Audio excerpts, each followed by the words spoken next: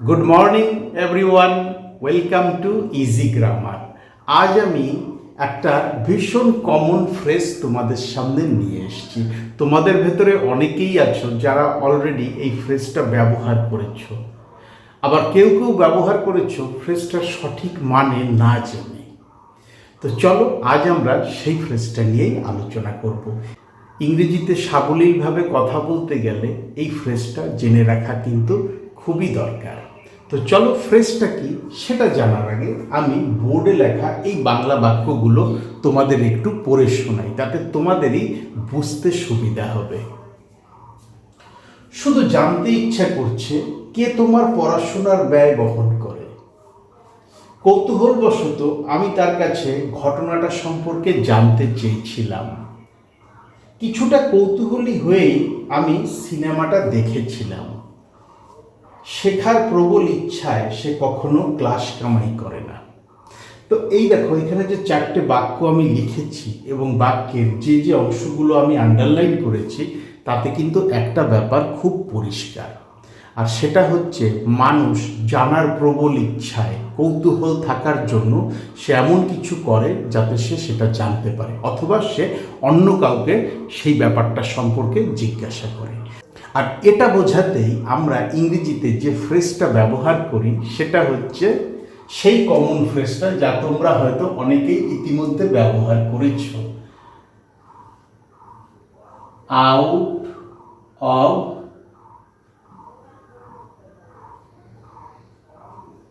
Curiosity. Out of curiosity, এই out of curiosity ফ্রেজটা দিয়ে আমরা বোঝাতে পারবো যে শেখার ইচ্ছা থাকায় বা কৌতূহল থাকায় মানুষ কাউকে কোনো ব্যাপার সম্পর্কে জিজ্ঞাসা করে বা এমন কিছু করে যাতে সে সেই ব্যাপারটা সম্পর্কে জানতে পারে। তো চলো এইবার আমরা আউট অফ কিউরিওসিটি ফ্রেজটা দিয়ে এই যে চারটে বাংলা বাক্য সেগুলোকে ইংরেজিতে বলার চেষ্টা করি। ভীষণ সহজ, ভীষণ ইন্টারেস্টিং। শুধু জানতে ইচ্ছা করছে কে তোমার পড়াশোনার ব্যয় বহন করে। শুধু জাস্ট জানতে ইচ্ছা করছে, এই যে জানতে ইচ্ছা করছে, বাক্যের যে অংশটার নিচে আমি আন্ডারলাইন করে রেখেছি সেটাই আমি আউট অফ কিউরিওসিটি ফ্রেজটা দিয়ে প্রকাশ করব। জাস্ট আউট অফ কিউরিওসিটি, শুধু জানতে ইচ্ছা করছে কে তোমার পড়াশোনার ব্যয় বহন করে। হু pays your tuition fees? Just out of curiosity, who pays your tuition fees? তুমি যে পড়ো, কে তার টাকা দেয় বা কে তোমার পড়াশোনার ব্যয় বহন করে। এই আউট অফ কিউরিওসিটি হচ্ছে আমাদের সেই ফ্রেজটা। কৌতূহলবশত আমি তার কাছে ঘটনাটা সম্পর্কে জানতে চেয়েছিলাম বা ঘটনাটা সম্পর্কে তাকে আমি জিজ্ঞাসা করেছিলাম। তো চলো লিখে ফেলি। আই asked him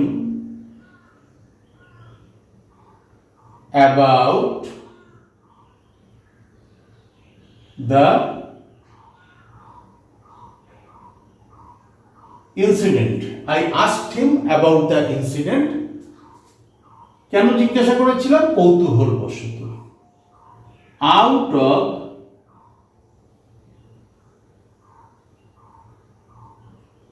সিটি, এই আউট অফ কিউরিওসিটি হচ্ছে সেই ফ্রেজটা যা দিয়ে আমরা কৌতূহলবশত বাক্যের এই অংশটাকে প্রকাশ করলাম। তাহলে কি দেখলাম?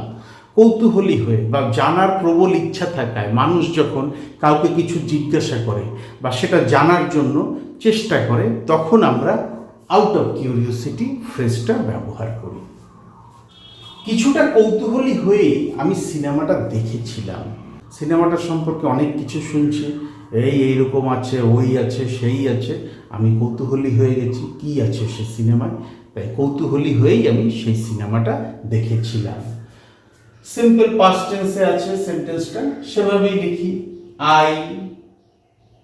আমি কমা দিয়ে দিলাম।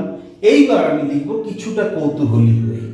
সেন্টেন্সটা একটু অন্যভাবে সাজাবো। আমি এই কিছুটা কৌতূহলী হয়েই মানে আউট অফ কিউরিওসিটি এই ফ্রেজটা বাক্যের শেষেও বসাতে পারি, কিন্তু আমি এটা একটু অন্যভাবে লিখবো।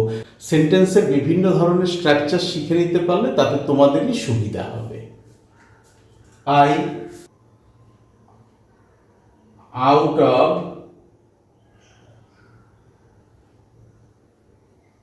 কিউরিওসিটি ফ্রেজটাই বসিয়ে দিলাম। আমি কিছুটা কৌতূহলী হয়ে সিনেমাটা দেখেছিলাম।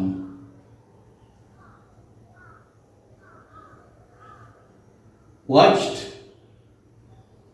The movie.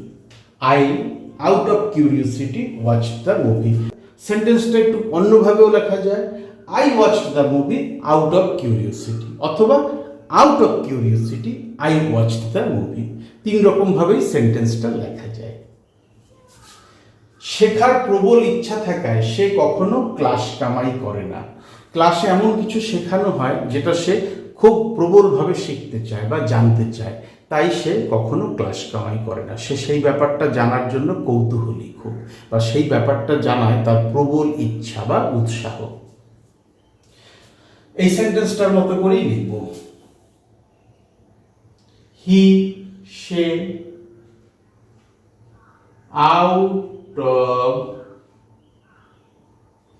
কিউরিওসিটি, এই আউট অফ কিউরিওসিটি হচ্ছে ফ্রেজটা। সে শেখার প্রবল ইচ্ছা থাকায় কখনো ক্লাস মিস করে না। নেভার মিসেস আ ক্লাস। একটাও ক্লাস সে বাদ দেয় না, বা একটা ক্লাসও সে মিস করে না শেখার প্রবল ইচ্ছা থাকায়। তাহলে তোমরা দেখলে আউট অফ কিউরিওসিটি ফ্রেজের ব্যবহার। মানুষ কৌতূহলী হয়ে বা জানার প্রবল ইচ্ছায় যখন কাউকে কিছু জিজ্ঞাসা করে বা সেটা জানার জন্য কিছু করে, তখন আমরা আউট অফ কিউরিওসিটি ফ্রেজটা ব্যবহার করি। কয়েক দশক আগে এই আউট অফ কিউরিওসিটি ফ্রেজটা ছিল আউট অফ দ্য কিউরিওসিটি, কিন্তু ধীরে ধীরে ইংরেজি সংক্ষেপ হয়েছে, সহজ সরল হয়েছে, ফলে মানুষও ফ্রেজটাকে ছোট করে নিয়েছে। এখন শুধু আউট অফ কিউরিওসিটি বললেই হয়। তো তোমরা এবার বোর্ডের একটা স্ক্রিনশট নিয়ে নাও। নিজেদের ভেতরে যখন এই ফ্রেজটা দিয়ে কথা বলা প্র্যাকটিস করবে, তখন এই স্ক্রিনশটটাকেই নিজেদের রেফারেন্স হিসাবে ব্যবহার করতে পারবে। ভীষণ সহজ একটা ফ্রেজ। তোমরা অলরেডি অনেকেই এই ফ্রেজটা ব্যবহার করেছো, অনেককেই এই ফ্রেজটা ব্যবহার করতে শুনেছো, নানান জায়গায় দেখেও থাকবে। ইংরেজিতে কোনো খবর টবর পড়ার সময় বা কোনো গল্প পড়ার সময় এই ফ্রেজটার ব্যবহার হতে দেখেও থাকবে। তা তোমরাও প্র্যাকটিস করো। যত প্র্যাকটিস করবে এই ফ্রেজের ব্যবহার তত সহজ মনে হবে তোমাদের কাছে। আর বাক্যে সঠিক জায়গায় সঠিক ক্ষেত্রে এই ফ্রেজের ব্যবহার করতে তোমাদের আর কোনো অসুবিধা হবে না। তবু যদি কোথাও কঠিন লাগে, কোথাও আটকে যায়, আমার ভিডিওর কমেন্ট সেকশনে লিখে জানাও। ডেসক্রিপশন বক্সে আমার ইমেল আইডি দেওয়া আছে, চাইলে সেখানেও আমার সাথে যোগাযোগ করে নিতে পারো। Thank you so much for your time and attention, and have a nice day.